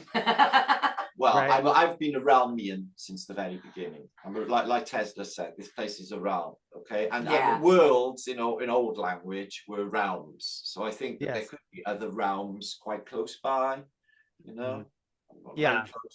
Yeah, I feel. Like that Indian that walked through on his path. He's just out of frequency a little on the radio, isn't he? You're on radio 1, he's on radio 2, walking through. But you were tweaked enough just to be able to perceive it. Yeah. All that stuff is happening. Definitely. On Twitter Spaces, the globe Earth versus flat Earth debates are getting really incredible, because the globers their egos are getting exposed, because they're very condescending and they're very terrible. Right. So ad hominem. Flat Earthers are just really open, actually curious, want to know the truth. How can we validate this stuff? Open to any idea, but it's as if these globers are agents in there, and their goal is to just ridicule. Brother, I got channels that literally their existence is to just like, that's Simon Dan. He puts a video out, and he addressed the history thing, and it was a really interesting video they put up, because it was a really good one about America being the old world, and he had like, you know, 300,000 fucking views on it. You know, this Simon Dan guy. And all of these like globe guys, they're paid somewhere along the line to just do this shit. But regarding what just happened in the Flat Earth Convention, do you know what happened? No. Okay, Flattoberfest has just happened. It was on the same day as our little gig in San Diego, Joe, right? I was not invited. So what? My ego can take it. They didn't want me there. No, they invited all my friends, but not me. Anyway, so, and I wanted to give them all a hug, so it hurt my feelings. But there you go. So anyway, this guy who's a really famous YouTuber, he's got a couple of million subscribers. He's like Logan Paul. I don't know anything about him, but he comes into the event. He stays with David Weiss a couple of days to talk about Flat Earth, and he's a convert. And everyone's like, yay, this guy's got millions of subs. He's going to bring all the attention to Flat Earth. And then in the auditorium, in front of all the audience, he goes to the front with his microphone and says, actually, I think the Earth's a globe. And it's not flat at all. I'll give you any one of you $1,000 if you can prove to me that it's flat right now. He was trolling for his channel, and he was brought in, welcoming, exactly the same as Logan Paul done. So feeding on the flat. It was making them look, trying to make them look fucking stupid, but they're not. They're a load of heads in there together. You know? Wow. It's really hurtful that they keep doing this shit, man. Yeah, that makes sense. They're gonna explore any weakness available, and controlled opposition. I believe a lot of people are controlled opposition and they don't even know it. Like they're useless idiots. Yeah, because they got the narrative. Like, and then they're pushed by YouTube. They don't even know that they're doing. No, I know. No, it's wild. Yeah, but these Twitter spaces are great because you know, like all these Globers, they're basically saying, oh well, I'm too good to debate flat earthers, because they come in, they get destroyed, and then they're like, okay, well, I won't even acknowledge you with a debate anymore, like Neil deGrasse Tyson. They're just saying, you know, it's not worth it. So it's just a matter of time. I mean, these people are walking in a very thin world now. It's the carpet's being pulled out from under them, and you know, obviously they have the entire media propaganda machine on their to defend their position, but even that, but even now the media is kind of trolling them with right. how Yes. bad Yeah, Chris. with I how do think bad they the are. CGI has gotten. Yeah. You watch these things from JASA and the Indian Space Agency and Oh, all come on, it's a fucking European. cartoon. Yeah. Dude, they're so bad. Even a few years ago, when Elon Musk shows a rocket in reverse and is now talking, because I launched Reverse rockets press. as a little kid. Like, there's no way. Like, the reason why it's pointy on one end and the other end is because it Lady. propels in one direction. And dude, any of these people that are holding on to this stuff with all this just crap, I mean crap animation, you get what you deserve. I'm sorry. If you're going to hold on to it just because it's an ego thing and you think you're special because you did what or you thought you got a gold star at school, sorry guys. You're going to get humbled one way or another. Like, because it's so blatant now. I could see it like 20 years. Up, though. I could see it like 20 years ago. Yeah. You know, people like, oh, on the nightly news with Tom Brokaw, you know, Star Wars and all that stuff. But now it is like hilariously funny how little money and attention to detail they're actually putting to the lie. And I think that goes with what Martin, you've been talking about, with there's less energy in the sun. I think the whole cycle is about to just do its collapse. And the people at the top know it. So they know that they don't have to float the lie all that much longer. Like, in their opinion, they're like, yeah, we'll instead of throwing $10 million at it, we'll just throw $100,000 at it now. Like, it doesn't matter. Yeah. Like this whole thing is the whole charade is up. Yeah, that India one gave it away. You know, it's just, the whole thing is just fucking ridiculous right now. You know, like Don Pettit saying, you know, we'll go back to the moon in a microsecond, but we destroyed all the technology. Apparently, that's not the same for India. No, they can take a cartoon. But they're all sky clapping, and they're like, you know, it's fucking, what, is there a cameraman standing on the moon to actually photograph this fucking yes, thing? Martin, there is. There is, isn't there? Okay. And then if you read Richard Hoagland, then they have the whole thing where it's like, well, there are other people there, dude, and there's a secret space program. Like, I listen to some of these like truthers that are excellent about talking about the financial system. And then their whole thing is to run people into the secret space program. Yep. And I'm like, no. Like, I understand what they're doing. Like, I understand from a social engineering perspective, like, it's perfect. Yep. You take all the people that believe in space and the people that also are somewhat aware of conspiracy, and now you can throw them into secret space. Secret space. We all know there's Nazis living on the moon. We all know that. Oh, yeah. And the ego can just fester in that as long as it wants, because they ordered a curry and they had it delivered. Right. So my goodness, there's that whole thing. But it doesn't surprise me, because like, it's the whole thing where certainty is the road to ruin. So you say, oh, it's a globe, you're ruined. You say, oh, it's a flat plane with a firmament, you're ruined. Yeah. Just fucking admit you don't know. You don't fucking know. It looks really flat though in Texas. It is flat, It is flat, and I get like a bit queasy on an elevator. So I'm thinking like, you know, this thing is not in motion below my feet at the speeds. But what difference does it But make it doesn't if it's make flat any around? difference. It Not doesn't now, make. but No, fundamentally, it does make all the difference. What I'm me. trying to say is it's not Outstanding. that it doesn't matter, and going through the inquisitive process doesn't matter. What I'm saying is when you're certain, when you plant your flag and you say, I know it is This. it's fucked it up. physical, it's physical, and gosh darn it, there's a firmament above us, and the firmament is made out of, like, you know, Glass. Libyan glass, and it's there. No. It's Windows. Time out to all of that. Maybe. Yeah, maybe. Well, and if we're in a dream, what, you know, if it's a dream, if it's an illusion or an experience of magical energy, and that maybe we create the reality by the collective mass and how they perceive reality, and therefore can it be both? Can it be everything based on the perception? Yeah.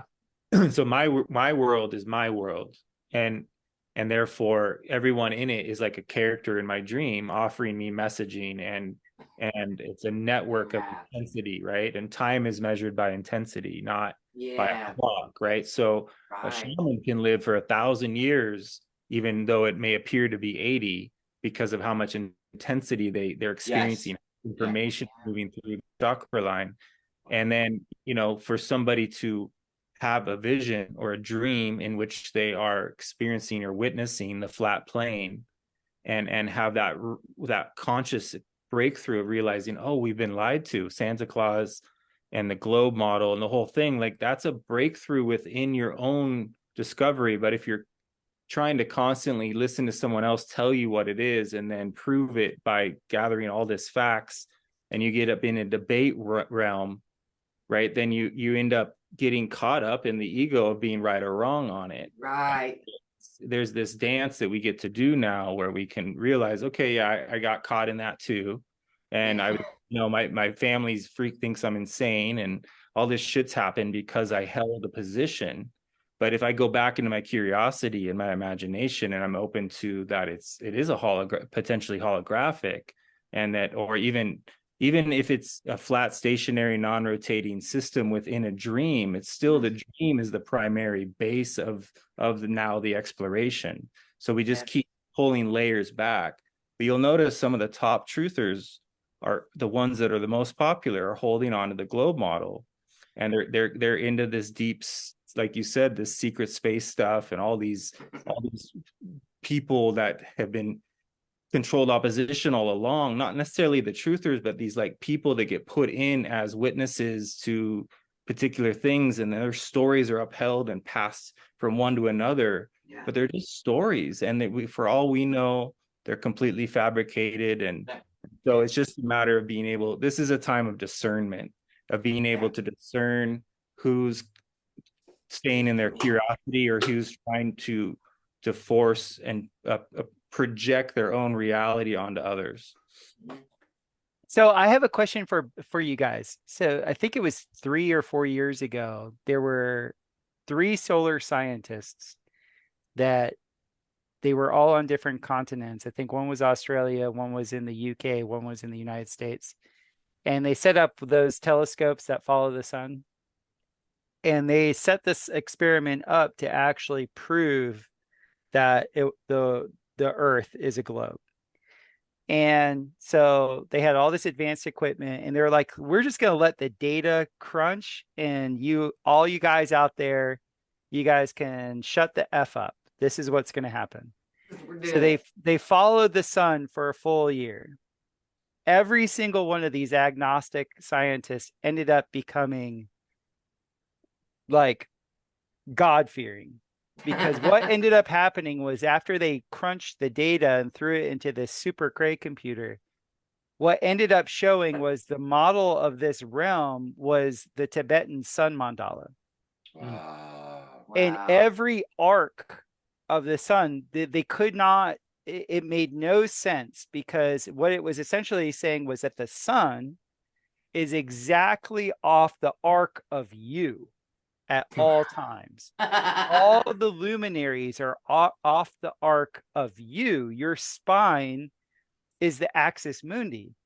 The second I saw that, I was like, this is what they taught in Raja Yoga. In Raja Yoga, your Sushumna is the axis mundi. You are the axis mundi, the axis of the world.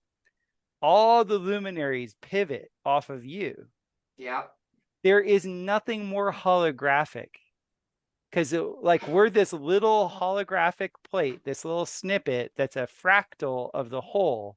The light is internal, as Jesus said, the heaven is within you. It's within you.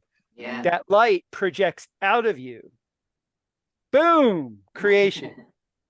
And the stars are the limit of your experience. Exactly. That's so I was saying last time. It's like literally the fence of you are the luminaries. Yes. It's your perimeter border, and then bam. Guess what? Every day you go to sleep, where does the fucking world go? Yeah. When your attention isn't there, we're told It's that not we're there. in a bed. We're told that we're wherever. No. For 33% of our experience, the world isn't there. No.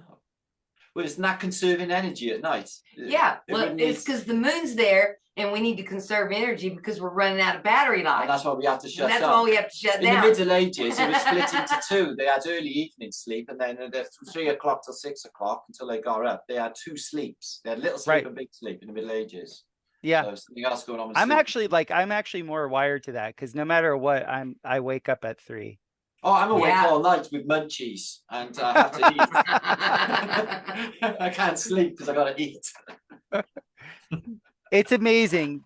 It's amazing to see that, because here you had these scientists that were actually crunching the data. And by the way, that was 2019. That video lasted on YouTube maybe a week. Yeah. Right. I can't let that out. No shit. Wow. Maybe a week. Well, And that I've tells never people been you're able to doing it. find it. Did you guys ever see that video? No. Because on the It was flat only up a week. yeah, but the flat Earth people, like, this was like a big deal in the flat Earth community. Which ones? Repeat it. Which is it? What's that? What's it called again? I don't know. And I'm terrible with names and specifics. and its context was. It's 3 context- scientists. It was No, I its don't know con- anything about that. I didn't see it. I its must have missed context that. was that you had 3 solar scientists. Let's be No, I don't know clear. anything about that. No. And they used a solar telescope. I forget what the solar telescope is called, but it's what can actually just follows the sun. Yeah. And they were mapping the arc length of the sun. And there is no better video in the world to show that this is a Shit, holographic I'll have to projection. find that. I wonder if it's on Wayback Machine. Yeah. We'll look for it. We'll see if we can find it. We'll send it to y'all. It was magnificent. I think Bob Nodell, he's the one that turned me Oh. on to it.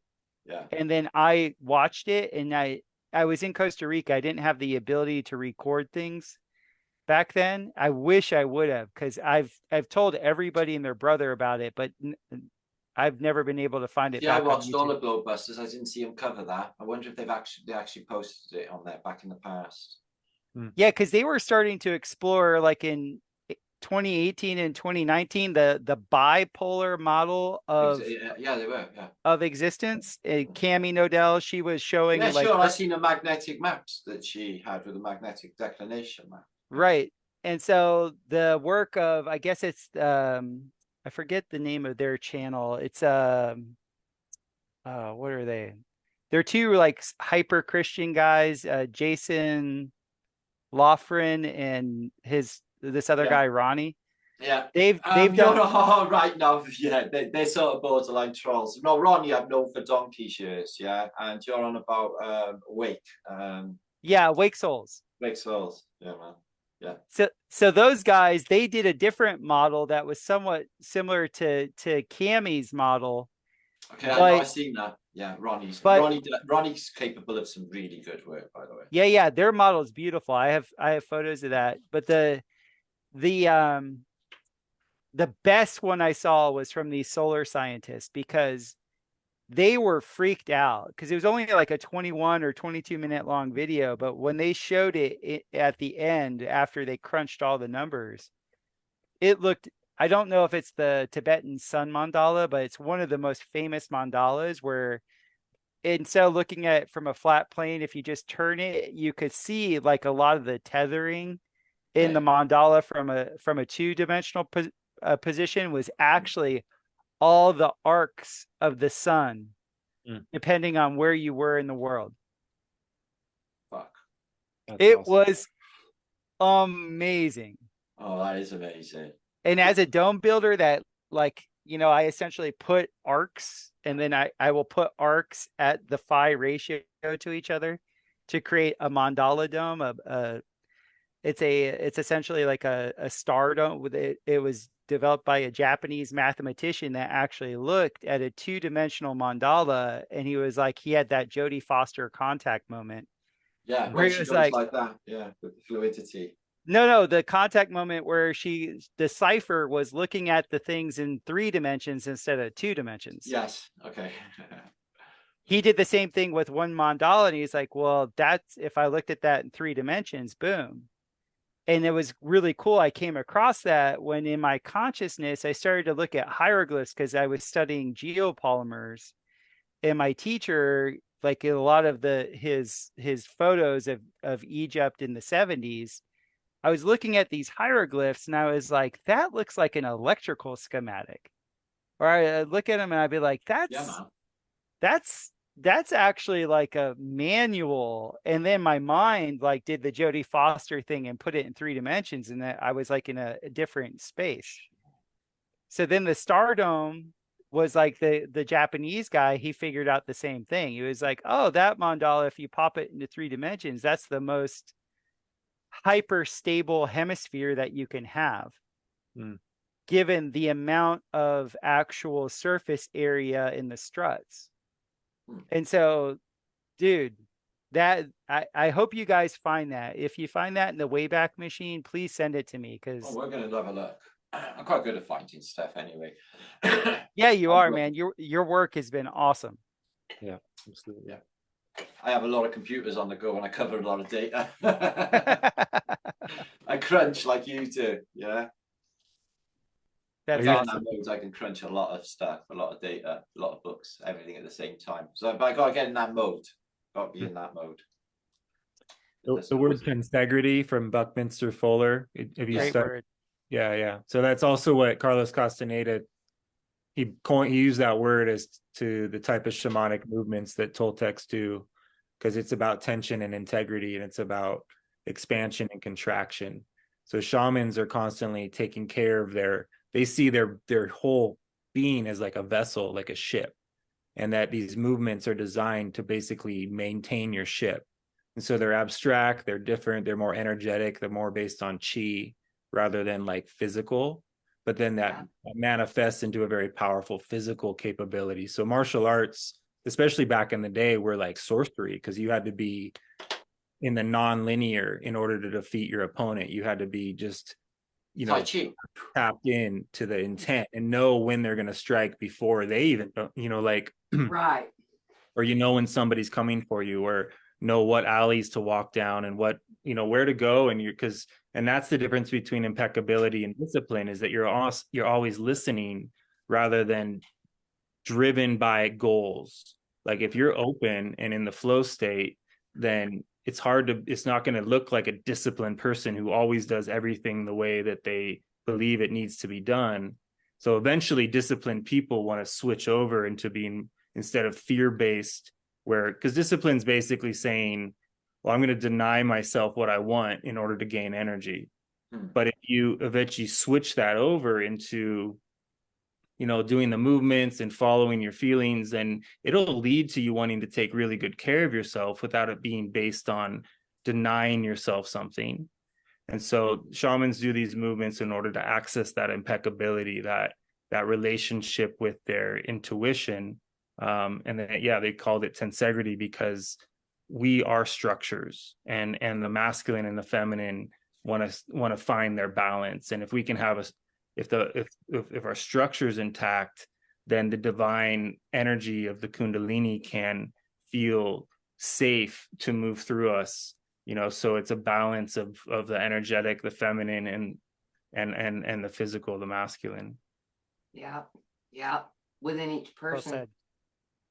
Well said. Yeah, that's Well amazing. said. Yeah.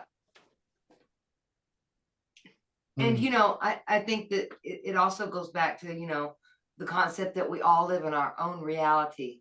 And you know what he was just talking about, how we're each the sun, we're the center, right? And that would put us all in our own reality. And in our own reality, then what you're going to do is through resonance, you're going to pull to you what's within you within that resonance. And that's how when you look at and then you observe and things are happening, that's how you can learn and grow, because it's all connected to you too. It's such an interesting concept that we are the center. It's very liberating, and people think it would be like selfish to take care of yourself and not others, or like to have boundaries and to cut people out of your life. But that's where you reclaim your relationship with your, you know, with, you're actually doing the world a greater service by healing rather than draining yourself trying to help people. But if your cup is overflowing, now you can actually be really helpful in the world, and you can say what needs to be said at the right moment that it helps the person's reality. But if you're trying to convince people of stuff and you're extending yourself beyond your center in order to achieve a goal, then it's like that's just, you're going to burn out, right? So there's this discovery of real self-respect, and through self-respect you're willing to do what it takes, and that may take a few years of not talking to certain people, or, you know, like we were saying earlier, if our energy field is no longer carrying all these stories or information, and it's basically your own energy, then you're going to be ultra sensitive to everything, and in a state of connection to where you're not easily lied to anymore. You're not so swayed by the newest concept. You stay in your own reality bubble, right? Because there's a lot of influential people that come in, and whether they know it or not, they're being used to try to push the focus in a direction so that everybody gets spun out in this one concept, and they kind of lose their own individuality in that. Why cults are so they're just so popular. Yeah, for sure. Instead of staying within your center and observing and learning how to listen really well and just feeling the vibration around you, then what I found is that when I interact with people, what needs to come up and be said right then comes up. And I'm not trying to figure out what I'm going to say next while they're talking. I'm just observing the whole interaction and then waiting and observing, and then it just comes up. And then what that person needed to hear comes out of you. And then they come back and tell you, I needed to hear that. It got me out of this place, you know. And I noticed Joel was very good at this when we were in San Diego. And he did it several times with me, as I am a work in progress and I'm on my healing path. And Joel, and he just shows up right when you need him to. And next thing you know, you're working through it. And it's like, Joel, I didn't mean to go there, but evidently it needed to go there. So thank you very much for your help. And then Joel's off to the next person. It was so funny. You helped so many people there. And without you, I don't know if we'd have made it through it, Joel. Honestly, you were such a balance for everything. You kept everything solid and grounded. Your chilling, loving attitude. And your vibration is so chill that, you know, because there was such intense energy rolling through that house because of who was there. It was Campbell, Martin, Jason, Max, they were all in one house. One house. It was John, JR, everyone in one house. It was like your hair just standing on end with the vibration of it. It was so intense. And there's Joel. He would be contemplative, looking out over the scenery. Sipping his tequila. You were just so chill. And we were all just going, what is going on here? That tequila was fucking lovely, by the way. It was really smooth, and you know, you really had to sip it. And Joel was the chillest one there. Sorry, in San Diego that was. No, I said what kind was it? Yeah, what kind? Casamigos. Casamigos. Yeah. I love that. Yeah, Nice. what was the name of it? Casamigos. Like, Casamigos. Casa Amigo. Yeah, like House of Friends, House Amigos. of Friends. So Yeah. that's what we all became, you know, and it was Yeah.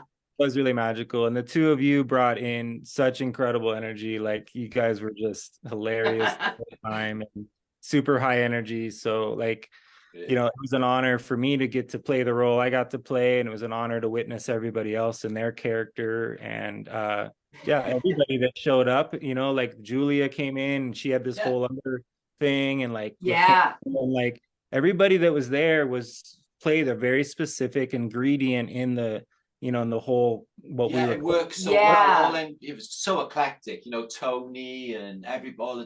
You know, I could have swore somewhere that was planned from long ago. It just seems so much because everybody there grew. Everybody there evolved and grew. Yeah. I heard you've had some experiences there too, Joel, that it was like everybody had such an experience that it was like we moved from where we were, healed and grew, and it was like we went in one way and we came out another. Yeah, right? I'm really sensitive to energy, so I was feeling for 2 days on my way driving down there, and then I had a massive boost of perceptual experience on the last night. I got to sit out there by myself, and it was like all that energy just got to just finally settle. And then it's like I launched and I was like in a totally other world, like kind of seeing things on a new level. And then Jason's dad came out and proceeded to drink like 7 bottles of wine. And so it was amazing just to witness every little part. You know, sometimes you only get this moment and you're like, oh, this is it. And then it's gone, but it's how much you sat in it. So shamans say, when you have an experience that is eternal, it's timeless, right? And so the more we give ourselves permission to have these relationships with eternity, then time is no longer the issue. It's not about aging. It's not about, you know, a linear construct. You move into this more expansive way of interacting with everything. So we all slowed time down, and that 4 days was like 4 weeks. I know. It was like years. We did slow years. it down. It was just such a beautiful thing, though, the whole thing. It was like, oh wow, this can really hurt, but it feels so good too. And I don't know what's happening now. And the next thing you knew, and it was just all coming at you at once. And then you would pop into these experiences, and it would just be like magical. And like, is this really happening? What is going on? I kept telling myself these words: remember this, Martin, remember this, Martin. Just hold that memory, you know, certain things that we've seen, certain moments, more the moments we spent together, you know. Some of them were really lovely and emotional. We all there's a lot of love going on there, you know. And people were able to feel things probably for the first time in their lives that they needed to. It was in there, but they needed to experience that, but they couldn't just in their own world. But in that group, that stuff was coming up. You ain't hiding nothing. You're not hiding. You can't hide. Just be authentic. Just be yourself. And you know, Martin and I were kind of silly, but we do that deliberately because we're the jokers, aren't we? No, it's because we can't act right and we resist too many things. That's why. Martin, we're too resistant. We both do it. I didn't act right because they want me to act right. Yeah, but then that's when you act bad and then you get more negativity. I understand that. I get that. Well, that's why I'm saying. I'm a work in progress. We have to stop resisting. I am changing. I can't get rid of my core thing, you know. I'm equally good and bad. Yeah, I'm not really doing the bad thing though. I chose to be like kind when I was a little kid, so I really can't do the bad thing. So I've just got no choice in doing what I do. I'm very sorry. No, we both do it. The thing is, both Martin and I had very similar experiences growing up. And we were in situations where we didn't know what was going on, okay? And we could see things that was going on that the other people there couldn't see. Yeah, that's exactly it. Yeah, and so we're both experiencing this thing and go, okay, either they're all lying to me, number one, or number two, they have it in for me. there's just something about me they don't like. Yeah, And I because think- I'm different. And that's all it was, Yeah. is we were just different. Yeah. We're still different. You was never going to fit in, But Cheryl. I was never going to fit in. We were never going to fit in I to tried. mainstream. And Right. and because of that, it made us feel like we were the problem, but we weren't the No, problem. the programming doesn't The pro- take it, son. Programming is not taking with these. But it's in the healing of those feelings of not feeling like we fit in, because you want to, as a child, you want to interact with the others, and you want to play the games, and you want to do the stuff, but we just weren't like that. You know, stick me in an art class and I was fine there, but if you put me in a math class, we're in trouble, you know. And so it was just, we were just not. We used to have destructive games, like